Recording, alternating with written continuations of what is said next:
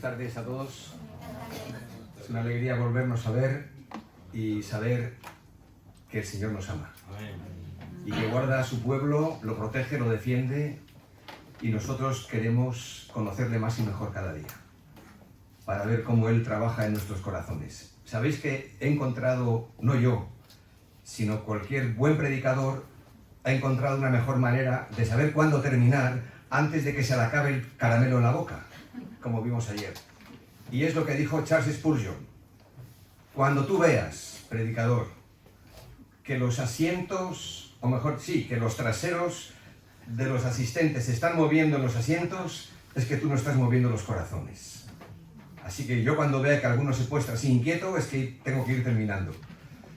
Y como dije ayer, una vez de que diga lo que tengo que decir, ya habré terminado. Pero espero ser clarito con la ayuda del Señor en el tema que tenemos hoy por delante. Creo que me refería a esta ilustración que me encanta en algún momento de los años que hemos venido aquí, pero no me importa repetirla. ¿Sabéis que en Israel hay dos grandes lagos rodeados de tierra, más conocidos como el Mar de Galilea y el Mar Muerto? Pero la gran diferencia entre ellos es que el Mar de Galilea tiene una entrada y una salida de agua. Eso hace que se esté renovando constantemente. Y eso hace posible que todo a su alrededor esté verde y que dentro haya mucha vida, muchos peces.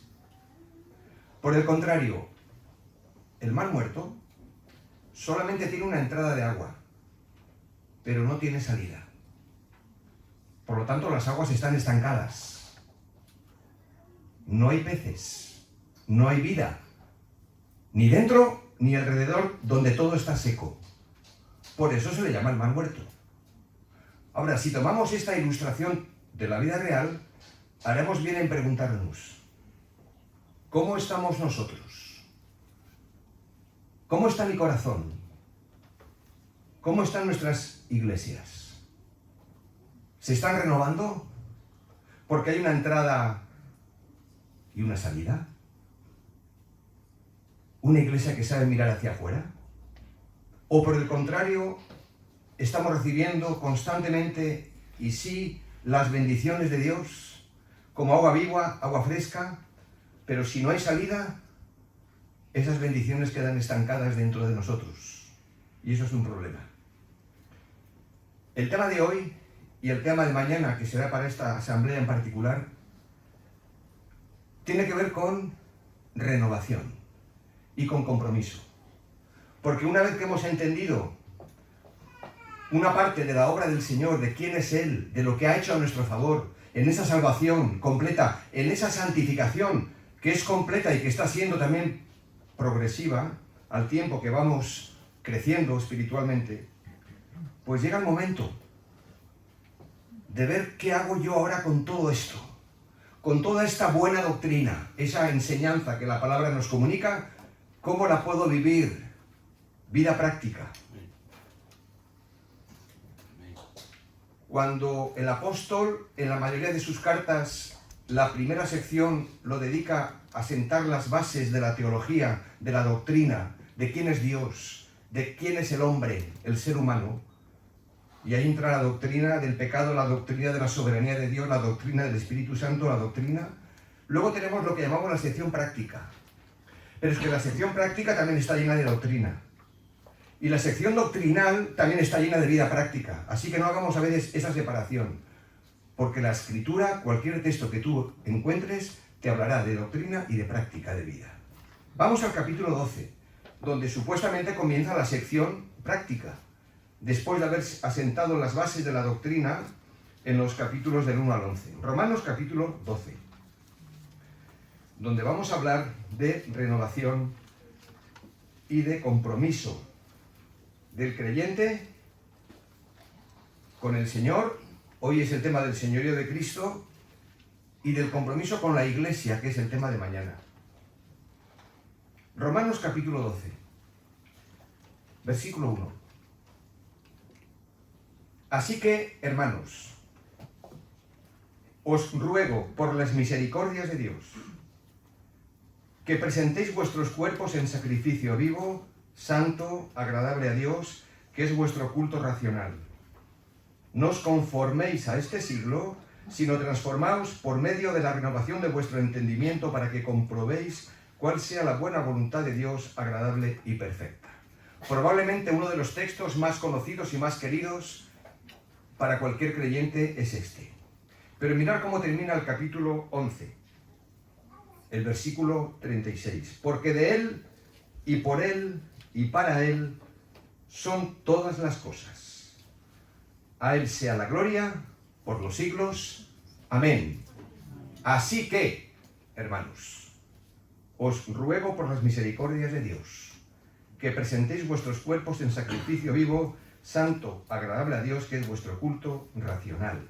No os conforméis a este siglo, sino transformaos por medio de la renovación de vuestro entendimiento para que comprobéis cuál sea la buena voluntad de Dios, agradable y perfecta. Ahora, si vamos a hablar de renovación y de compromiso, si cabe más serio con el Señor, aún de aquellos que ya nos hemos comprometido con Él, pues decir que la renovación siempre es una obra interna del Espíritu Santo en nuestras vidas. Nosotros no podemos producir nada que el Señor no lo produzca. Él produce el querer como el hacer, por su buena voluntad. Y lo que encontramos en la Escritura es que el Señor aviva primero a personas en particular y después despierta a familias y congregaciones enteras. Esta es una nota dominante en toda la Escritura. En el Antiguo Testamento vemos cómo Dios renovó y enfocó vez tras vez a su pueblo por medio de un siervo suyo, un juez, un profeta, un rey, como el caso de Gedeón, Samuel, David, Nehemías.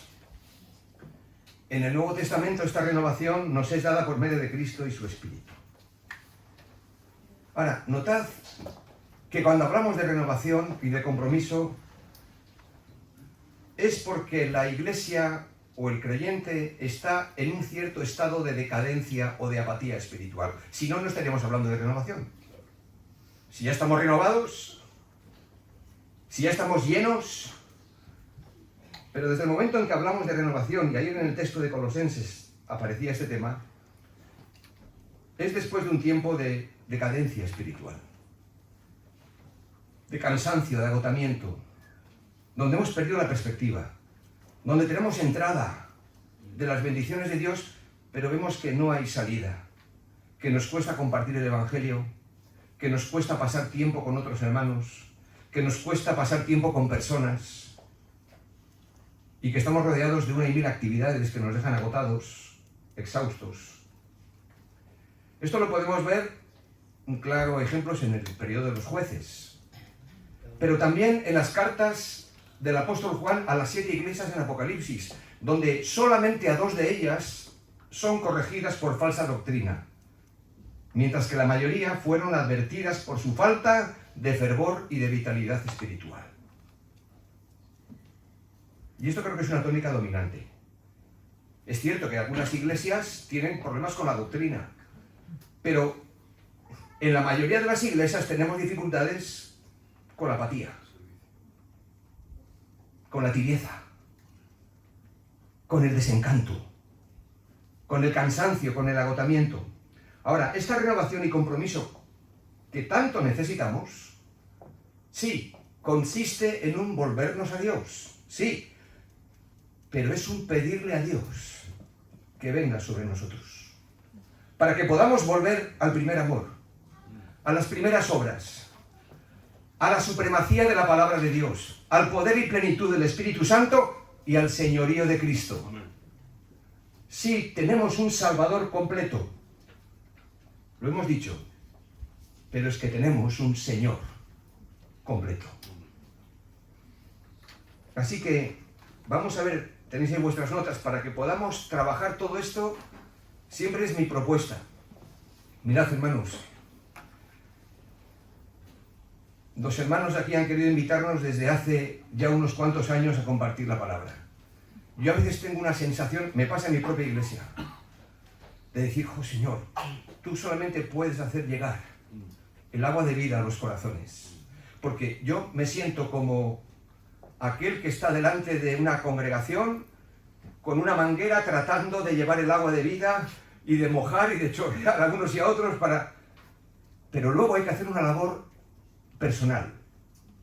Los padres en casa con los hijos, los pastores y ancianos en sus congregaciones con los hermanos, que es tomar esa manguera e ir persona por persona, familia por familia, metiendo el agua de vida en las casas, en los corazones de la gente.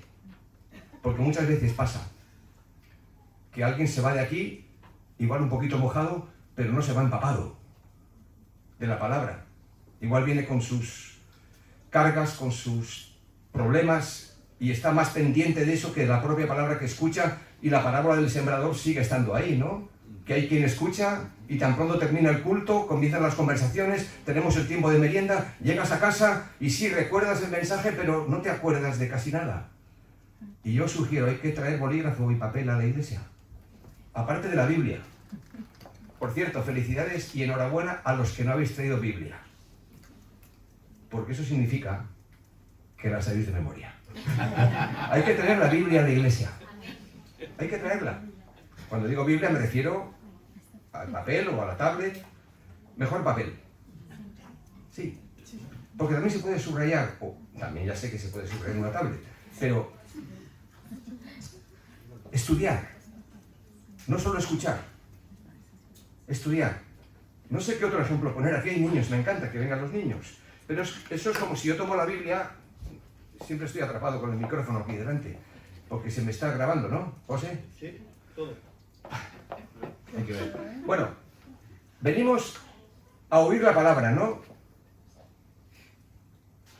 A tratar de entenderla. Pero si yo me voy de aquí con esto solo, tú me vas a robar fácilmente lo que he escuchado y lo que he tratado de retener. Esto no tiene mucha fuerza.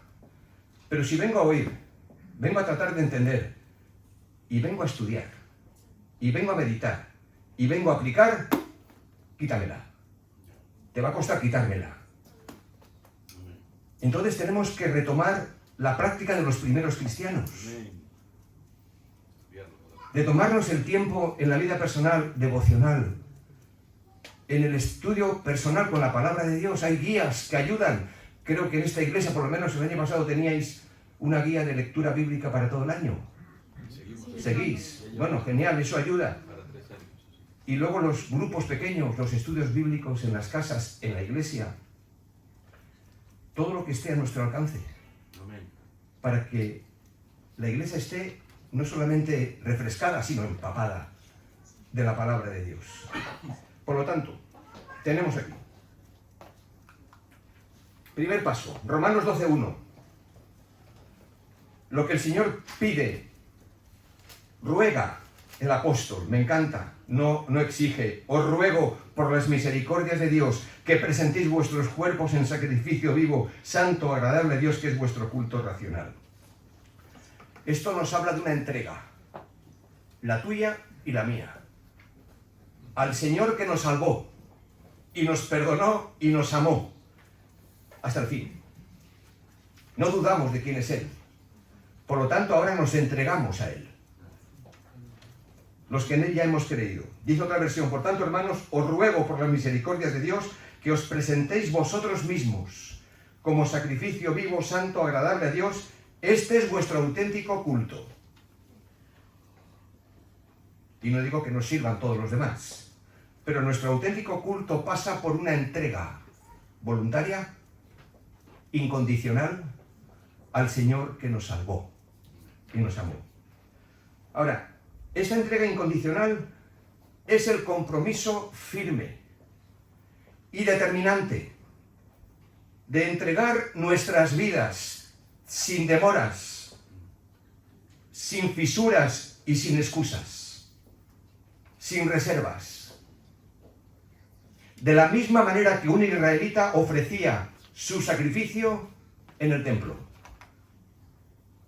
Lo daba todo. Y daba lo mejor.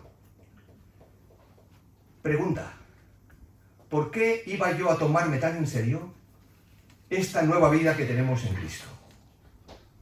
¿Por qué iba yo a tomarme tan en serio este compromiso o esta entrega, digamos, incondicional? Bueno, el texto lo dice, sobre la base de las misericordias de Dios. Pregunta que hacemos al texto, ¿y qué misericordias son estas de las que Pablo está hablando en el versículo 1? Os ruego por las misericordias de Dios que os presentéis en sacrificio vivo, santo, agradable, porque este es vuestro verdadero culto. A la pregunta que hacemos, ¿qué misericordias son estas? La respuesta está en todas las que aparecen reflejadas en los capítulos del 1 al 11 y en toda la Biblia. Por ejemplo, Dios nos ha mostrado su misericordia porque nos ha reconciliado con Él por medio de la muerte de su Hijo. Romanos 5:10. Dios ha sido misericordioso porque nos ha perdonado en Cristo y hemos sido adoptados como hijos suyos. Romanos 8:15 y 16. La misericordia de Dios ha hecho posible que ninguna condenación hay para los que están en Cristo Jesús. Romanos 8:1.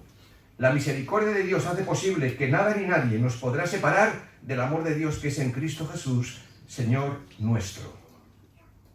Pues sobre esta base grande de las misericordias, en plural, de Dios, es sobre la base que nos tenemos que entregar. ¿Y cómo se hace esto? Hagamos preguntas al texto. ¿Cómo, Señor, me puedo presentar delante de ti como un sacrificio vivo? ¿Qué significa? Pues dice el texto, presentando nuestros cuerpos en sacrificio vivo, santo, agradable a Dios. Notad que aquí hace referencia al cuerpo. En realidad está tomando todo el ser de la persona, espíritu, alma y cuerpo. Porque ningún servicio a Dios y ningún culto al Señor es verdadero si solamente es interior y místico. Podemos cerrar los ojos cuando alabamos al Señor y está bien. Podemos decir amén a todas las palabras del Señor cuando escuchamos el mensaje. Pero el verdadero culto es ofrecernos nosotros. En cuerpo, en espíritu, en alma. Y el cuerpo aquí se refiere, como digo, a la totalidad de la persona. Pero el cuerpo es el medio a través del cual expresamos también nuestro amor y compromiso con el Señor. Pablo así lo explica en el texto que se nos leyó antes, en Romanos capítulo 3, cuando habla de cómo la maldad humana, y lo vemos constantemente, y aún en nosotros, tristemente a veces, se expresa por medio del cuerpo. Y dice el texto, sepulcro abierto es su garganta, su lengua es mentirosa, su boca está llena de maldición y amargura, sus pies corren ligeros para derramar sangre, hablando de la condición humana, donde aquí no se salva nadie, ni judíos ni gentiles. Todos estamos bajo el juicio y la condenación de Dios porque mostramos la maldad humana a través de las acciones de nuestra boca, de nuestras manos, de nuestros pies, de nuestro cuerpo. Pero ahora, los que en Cristo hemos creído y estamos en Él, nuestros cuerpos han de ser ofrecidos como sacrificio vivo, santo y agradable. Y debemos, por lo tanto, ofrecer nuestros miembros no como medios de maldad, sino como instrumentos de justicia. Como se nos ha leído también, nuestra boca ahora, nuestro cuerpo, dirá la verdad. Nuestras lenguas bendecirán a Dios y a los demás. Nuestros pies andarán por el buen camino. Nuestras manos levantarán a los que han caído. Nuestros brazos sostendrán a los débiles. Nuestros oídos escucharán la palabra de Dios y la voz de los angustiados. Nuestros ojos verán la necesidad de nuestros hermanos. La cosa ha cambiado. Nuestro cuerpo físico sigue siendo el mismo, pero nuestros miembros, que antes eran medios de maldad, ahora son instrumentos de justicia. Y la misma mano que antes servía para levantarla y ponerla así, ahora sirve para extenderla y ayudar al prójimo. y alabar al Señor. Por lo tanto, una entrega incondicional, sobre la base de las misericordias de Dios, no sobre la base de nuestras fuerzas, ni de nuestro esfuerzo, porque esto el Espíritu nos impulsa a entregarnos a Él, porque Él se ha entregado a nosotros. Claro que nos tenemos que empeñar, claro que tenemos que renunciar a otras cosas, claro que tenemos que enfocarnos en la dirección correcta. Y en segundo lugar, se hace necesario un compromiso radical, constante, continuo y diario. Como vimos ayer, hay que hacer morir lo terrenal en nosotros. Este es un verbo en presente continuo. Nuestra vieja naturaleza está viva. Nuestra carne está viva aún. Y como lo explicó en términos que cualquier persona puede entender Billy Graham hace muchos años, él explicó que todos tenemos un perro bueno y un perro malo dentro, para explicar la vieja y la nueva naturaleza.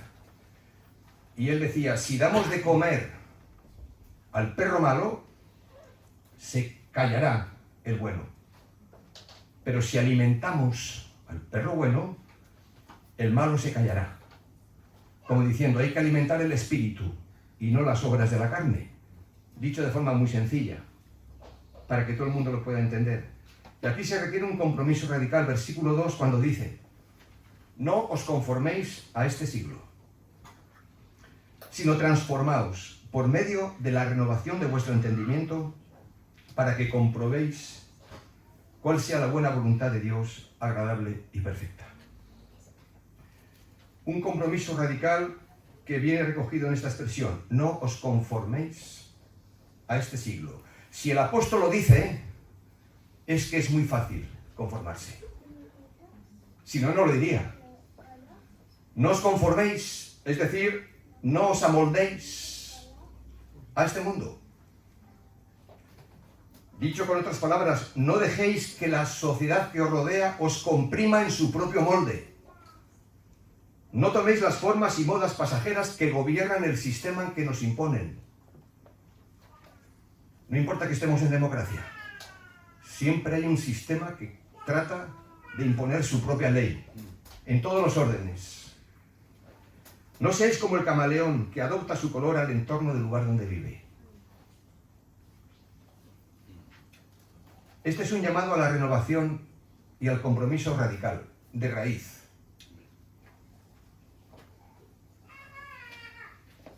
Ahora, todos me diréis que esto que estoy diciendo, espero que estemos de acuerdo, es verdad. ¿Decimos amén? Sin embargo, esto que es verdad, que lo dice el texto, no os amoldéis a este siglo, sino transformaos, lo que viene después. ¿Por qué razón no produce el cambio que quisiéramos ver en nuestras propias vidas y en la vida de otros? ¿Por qué parece que a veces podemos vivir una vida cristiana tan rutinaria, tan enfocada hacia nosotros mismos y no tanto hacia los demás? ¿Por qué esto no produce los cambios que todos reconocemos que a veces nos gustaría verlos más claros? Yo no tengo una respuesta definitiva, pero tengo una aproximación a esta pregunta.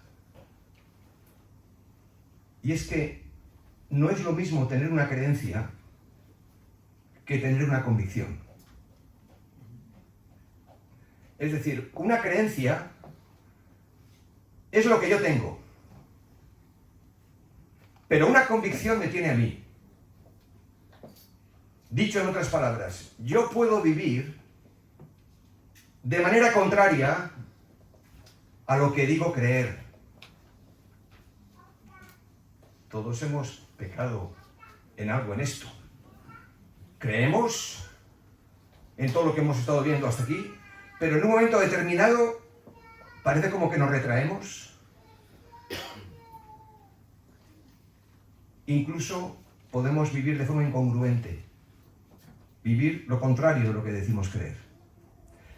Pero sin embargo, no podrás vivir en contra, ni yo tampoco, de mis convicciones más profundas.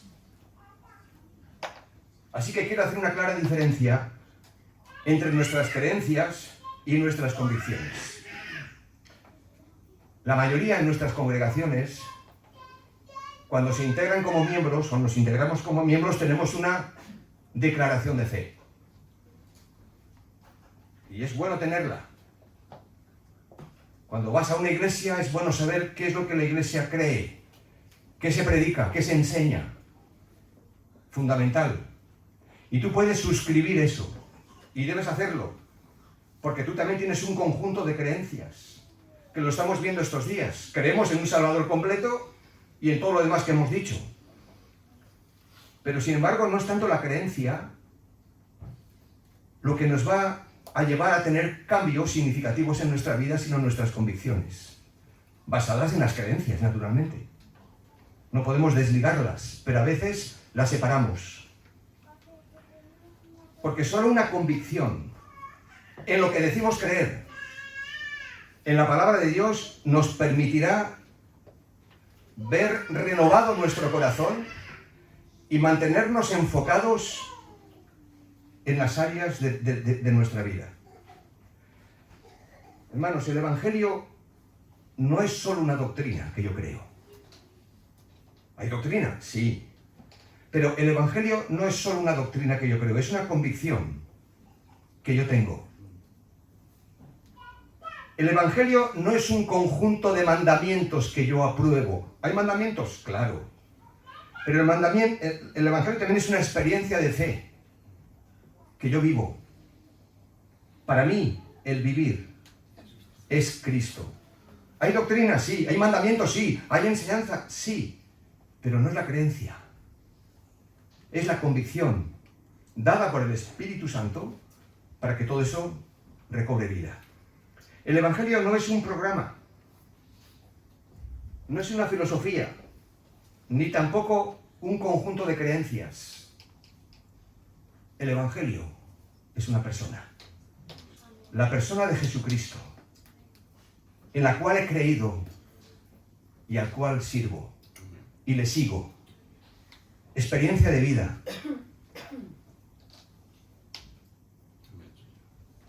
Lo quiero decir con estas otras palabras que a mí me ayudan. Mi creencia dice, y es verdad, y también la tuya, yo me entregué a Cristo. Oye, sí es verdad. Yo puedo recordar de cuando me hablaron del Evangelio en la calle, en una mesa de libros, y de cuándo, en qué mes, entregué mi vida al Señor. Sí, mi creencia dice, yo me entregué a Cristo, pero mi convicción dice, Cristo se entregó por mí. Piénsalo. No es exactamente lo mismo, y las dos cosas son importantes. Pero cuando se me nubla la vista, cuando paso momentos de crisis, es la convicción lo que me sostiene, y es el saber que Cristo se entregó por mí. Sí, yo me entregué a Él, sí, pero Cristo se entregó por mí primero. Mi creencia dice, yo tengo a Cristo. Sí, es verdad, por su gracia, le tengo a Él. Pero mi convicción dice, Cristo me tiene a mí. De tal forma que cuando nuestra fe es probada y fácilmente nos dejamos llevar por emociones, por sentimientos, nos desenfocamos fácilmente, pero recuerda, Cristo te tiene a ti. De su mano. Y nadie arrebatará a ninguna de sus ovejas que están en su mano. Mi convicción, o mi creencia dice, yo nunca abandonaré al Señor Jesús. Esto lo dijo también Pedro, ¿no? Estaba, vamos, la creencia la tenía bien firme. Pero mi convicción dice, yo nunca te abandonaré. En momentos de crisis, a mí esto me ha ayudado. No porque mi creencia no sea cierta, sino porque la convicción de saber que Él me sostiene. Hermanos, no es tu creencia, ni tan siquiera es tu permanencia en Cristo, sino la permanencia de Cristo en ti. Porque en esto consiste el amor, no en que nosotros hayamos amado a Dios, sino en que Él nos amó a nosotros primero y envió a su Hijo en propiciación por nuestros pecados. Cuando a veces asoma la duda terrible de pensar, ¿estaré en el lugar correcto? ¿Haciendo lo que hago? ¿Me habrá traído hasta aquí el Señor para hacer esto que tiene pensado? Pueden venir muchas ideas y tu creencia puede ser válida, pero no te olvides de quién es el Señor y lo que ha hecho en tu vida. Y Él te guiará. Yo te enseñaré el camino en que debes andar. Sobre ti fijaré mis ojos. Y lo que siempre decimos, cuando estés pasando por un tiempo de crisis, y yo no sé quién está pasando por un tiempo de severa dificultad, pero no tomes ninguna decisión, espera en el Señor. Y echa mano de tus convicciones. De tus creencias, claro, pero de tus convicciones. Ahora, vemos esta relación estrecha entre creencia y convicción en las palabras de Pablo a Timoteo cuando le dice, porque yo sé en quién he creído. Es importante saber en quién hemos creído. Es importante conocer la doctrina. Eso te da fundamento. Pero luego le dice, y estoy seguro, esto es convicción. Yo sé en quién he creído, pero estoy seguro que tiene poder el Señor para guardar hasta aquel día lo que se me ha encomendado. 2 Timoteo 1:12. En un solo versículo aparece creencia, que es muy importante, que las tenemos que tener, y también convicción. Ahora, ¿cómo hacer para que las creencias se puedan convertir en profundas convicciones y echar raíces en la vida? Qué importantes son las raíces. El Salmo 92, en la primera línea, dice, el justo florecerá como la palmera. Niños, chicos, la palmera. La palmera que sobrevive en medio del desierto cuando todos los demás árboles mueren, porque tiene unas raíces profundas. Y el creyente que por la gracia de Dios hace frente a las pruebas y a las dificultades, cuando muchos de nuestros compañeros y amigos se vienen abajo porque no tienen raíces, no tienen convicciones, no saben en qué creer, no creen en nada, pero nuestras raíces y nuestras convicciones nos mantienen firmes por la gracia de Dios. Esa palmera no solamente tiene raíces, sino que encima da un fruto maravilloso. El creyente da el fruto del Espíritu. La hoja de la palmera no cae en otoño ni en invierno. Es perenne la hoja y siempre está dispuesta para dar sombra, cobijo al caminante. El justo florece como la palmera. El que ha sido justificado por la gracia de Dios crece como el cedro en el Líbano, dice la segunda línea del Salmo 92:12. ¿Cómo hacer que nuestras creencias se conviertan en convicciones? Y aquí llegamos al tercer aspecto. La experiencia personal. Porque dice el texto, transformaos por medio de la renovación de vuestro entendimiento. Transformaos, transformación. De aquí viene la palabra metamorfosis. Cuando una oruga se convierte en una hermosa mariposa. Hermanos, hemos experimentado los hijos de Dios una metamorfosis. No es que el Señor nos haya cambiado y nos haya hecho ahora mejores y más buenos. No, no. Es que nos ha transformado por medio de la obra de Cristo y del Espíritu Santo. Ha sido un cambio sobrenatural. Nuestro corazón ha sido regenerado, transformado. Antes era de piedra, ahora es un corazón de carne, sensible a la palabra de Dios. Por eso estamos aquí, porque queremos seguir transformándonos por medio de nuestro entendimiento. Ahora, la idea aquí no es que nosotros digamos, ¿y ahora qué tengo que hacer? Ya hemos dicho que nada podemos añadir a lo que ya Cristo ha hecho. Pero siempre la pregunta, bueno, Señor, ¿tengo que hacer algo que nunca antes he hecho? La idea no es tanto que nosotros hagamos algo, sino que algo nuevo tiene que ser hecho en nosotros. Por medio de la palabra de Dios y del Espíritu Santo. Algo nuevo tiene que ser hecho. Y el medio para producir este cambio, esta metamorfosis, es siempre una combinación de la obra del Espíritu Santo y de la palabra de Dios. o de la palabra de Dios y del Espíritu Santo.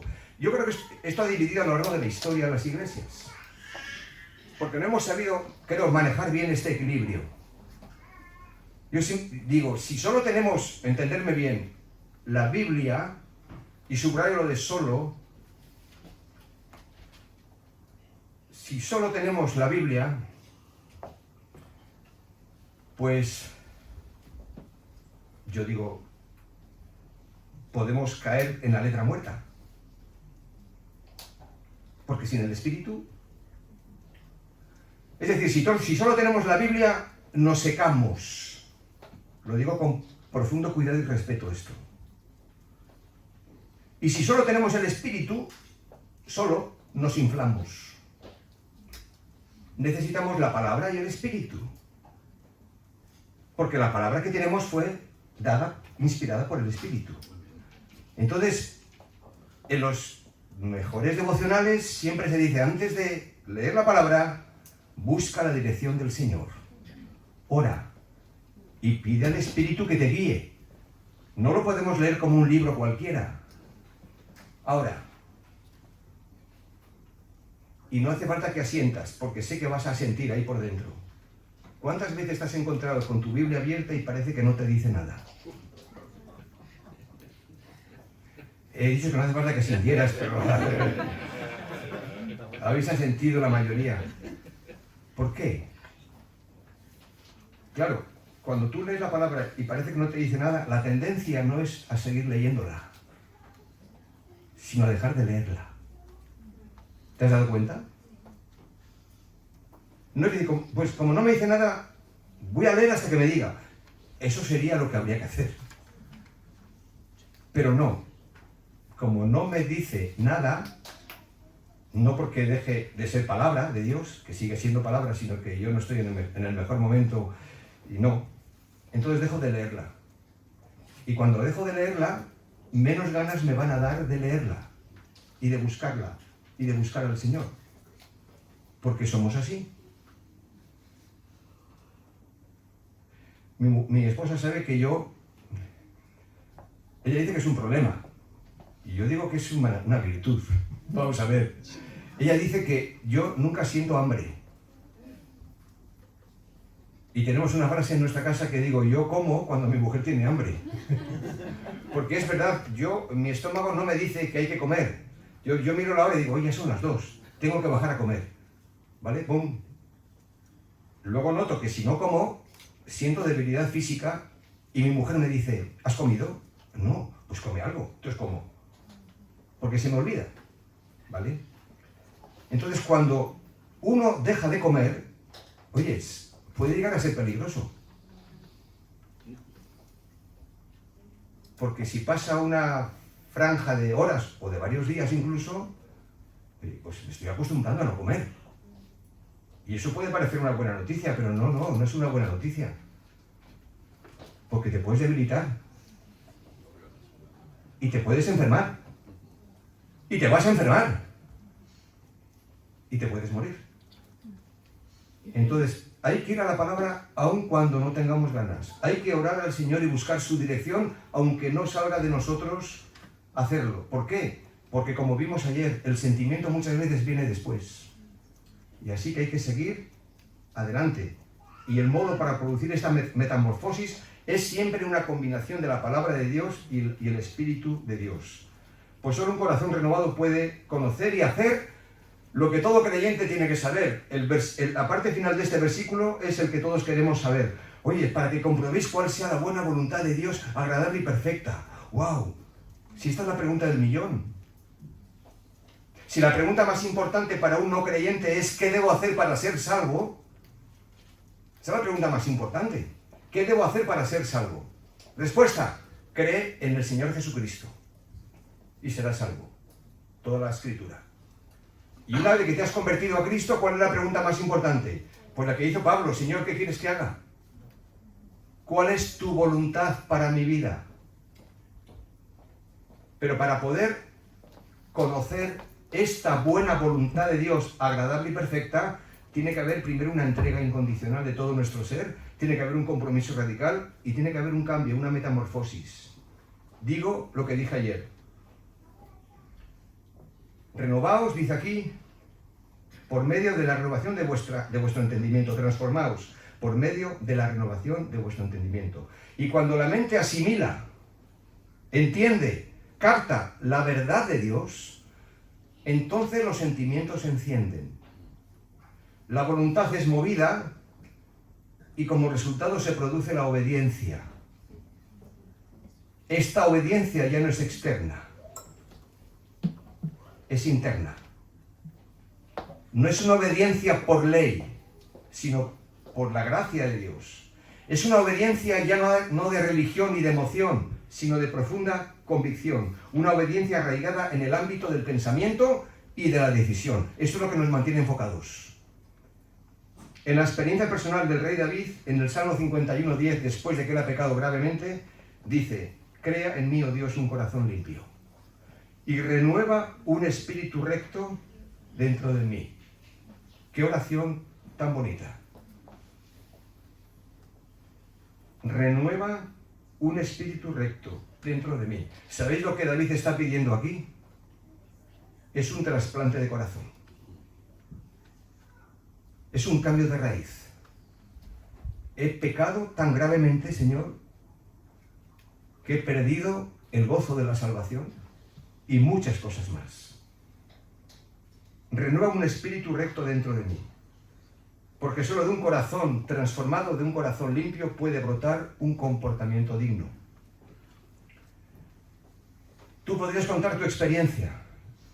La mía la conocéis. Por lo menos una de ellas. De cuando el Señor tuvo que tratar conmigo. Lo ha hecho en varias ocasiones.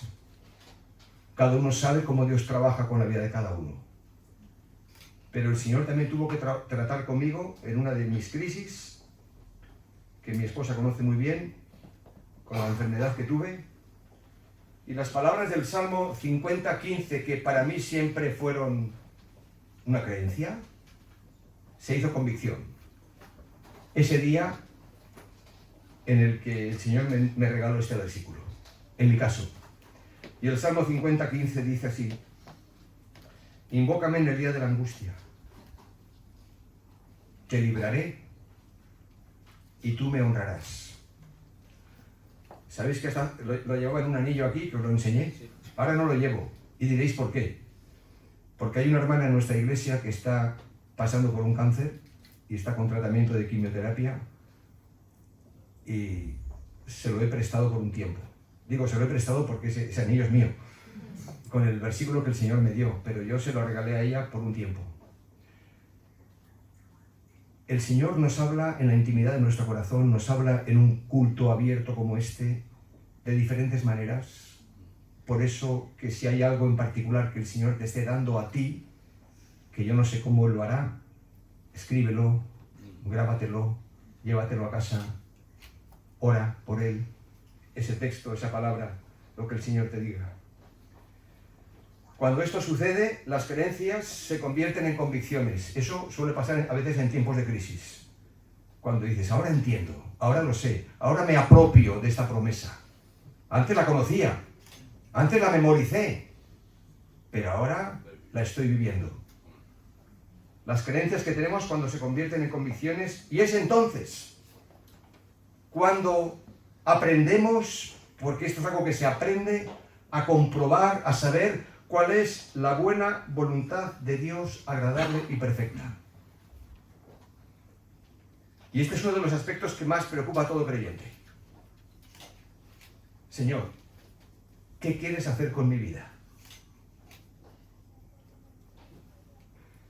Mirad, no puedo pasar por alto esto que es tan obvio, pero que a veces, por obvio, no prestamos atención. En la Biblia tenemos la voluntad suya de Dios, que es la misma para todos los creyentes, en todas las épocas, no importa en qué cultura y en todos los tiempos.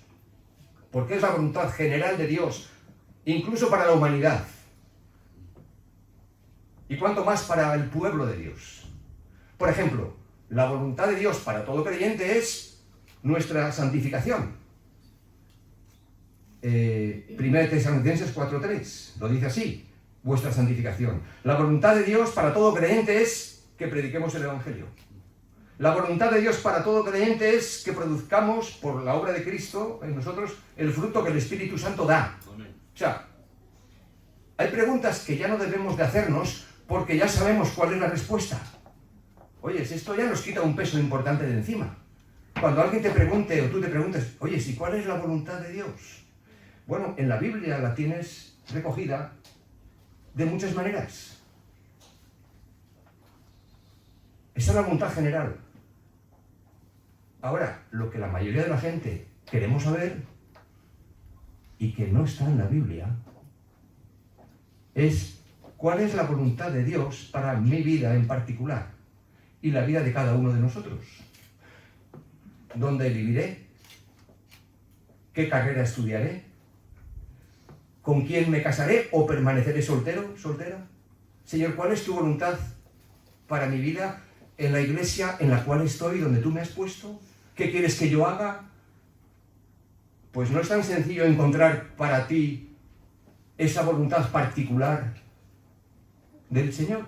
Entonces, ¿cómo descubrirla? Es importante, ¿no? ¿Cómo saberla? ¿Cómo conocerla, chicos? Pues para conocer la voluntad de Dios en los asuntos particulares, primero tenemos que andar en la voluntad de Dios en los asuntos que ya conocemos. No podemos pasar esto por alto.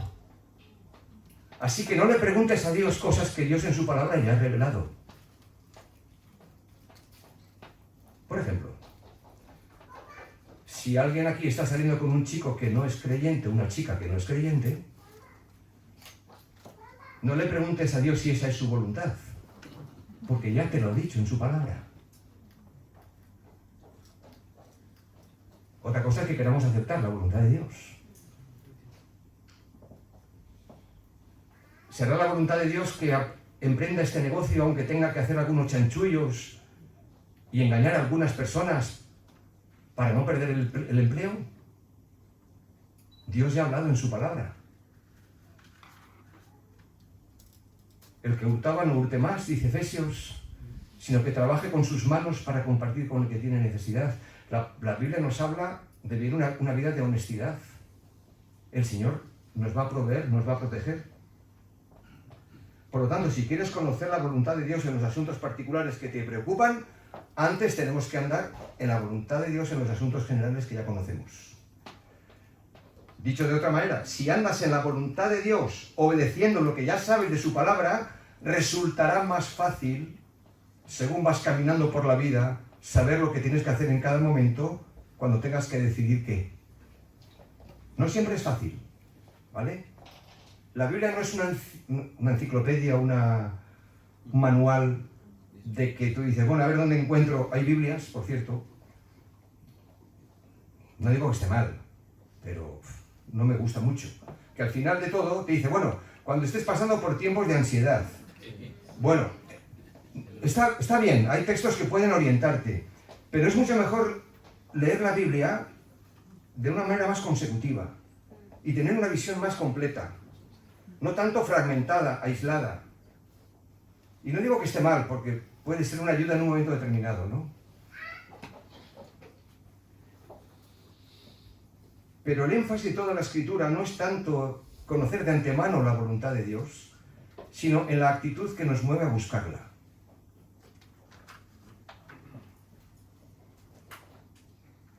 Según obedeces al Señor en los asuntos que ya conoces y vas caminando, el Señor va a ir mostrando su dirección.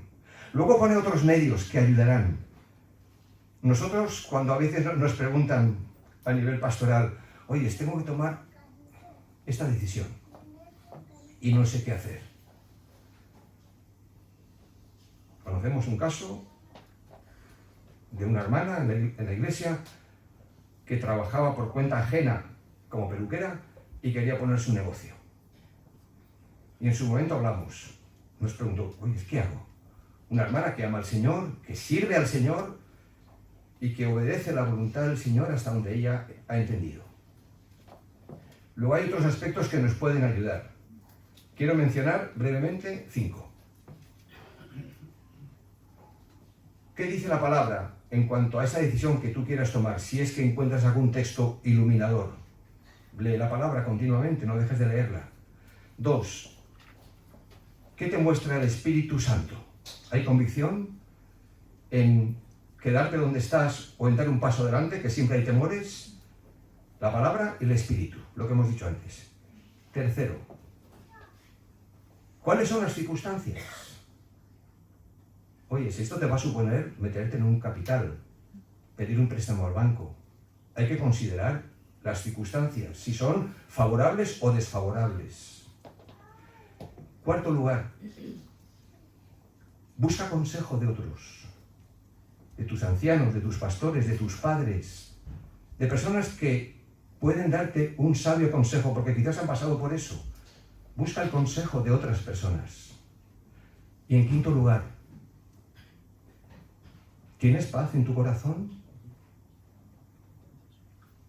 De saber que tienes que ir adelante con esa decisión o quedarte donde estás. Y tomar tiempo para que todo esto vaya encajando, si es posible. ¿Se entiende? Sí. Pues esto quizás nos podría ayudar o te podría ayudar. Pero otra vez, el énfasis de toda la Escritura no es saber de antemano cuál es la voluntad de Dios, sino que según vas caminando haciendo lo que ya sabes que tienes que hacer, el Señor ha prometido guiarte. Es cierto que a veces pareciera como que nos lleva en otra dirección, pero aún el Señor utilizará esos otros caminos para enseñarte cosas que de otra forma no hubieras aprendido. Termino. A menudo cantamos en nuestras iglesias. Hay un himno que en particular me encanta porque lo escuché cuando nos convertimos a Cristo. Avívanos, Señor. Tenemos sed de ti, dice una de las estrofas. Avívanos, Señor. Y luego un coro más popular es: avívanos, Señor. Renuévanos, Señor. Y el Señor dice: lo haré. Pero dadme hombres y mujeres que se pongan en la brecha. Porque yo no enviaré mi fuego sobre altares vacíos. Dadme hombres y mujeres que estén dispuestos a confesar su necesidad, a pedir ayuda, si es necesario.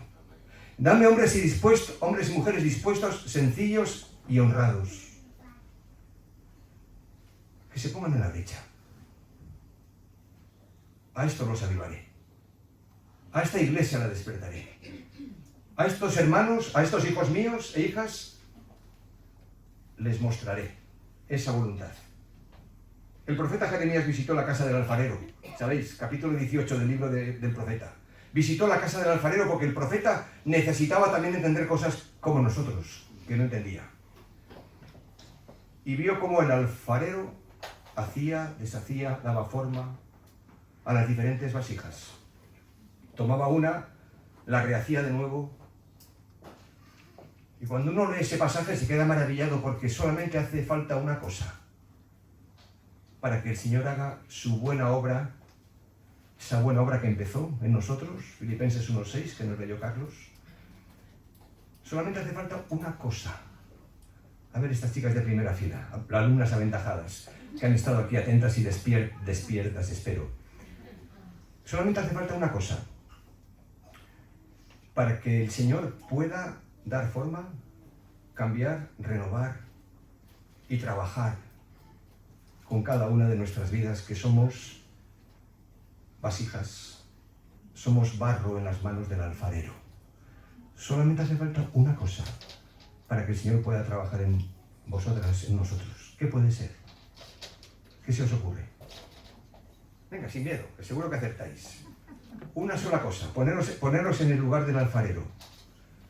Tiene su barro en sus manos, le da forma a cada vasija, trabaja con cada uno de nosotros de forma distinta. Solamente se requiere una cosa. Entregarnos completamente para que nos moldee como Él quiere. Bien dicho. Que el barro se sea manejable, que se deje trabajar. Efectivamente, nos ponemos en sus manos, nos entregamos y Él hace su obra. Que no nos resistamos, que no lo dejemos para mañana, que decidamos tomar una decisión hoy, aquí, ahora, ahí donde estás. Y decirle, Señor, convierte mis creencias en convicciones. Que tu Espíritu Santo me grabe a fuego estas verdades de tu palabra. Para que, como hemos dicho estos días atrás, y también vosotras como jóvenes, no tenéis por qué vivir como viven vuestras amigas. No, hay una vida mejor. Hay una música más hermosa, como vimos ayer o anteayer, que suena dentro del corazón. Y cuando esa música suena como suena, que es la melodía del Evangelio, te permite escuchar, sí, porque no vas a tapar los oídos, te permite escuchar otras muchas músicas, pero ya no tienen atractivo, porque hay alguien mejor, algo más bueno, dentro de vosotras. Inclina tu rostro y habla con el Señor un momento a solas. Y aquello que el Señor te haya dicho hoy, devuélveselo a Él en gratitud y en alabanza. Quizás en petición, decirle, Señor, perdóname, Señor, ayúdame. ¿En qué? En aquello que entiendes que el Señor te ha hablado. Díselo, ahí en el silencio de tu corazón.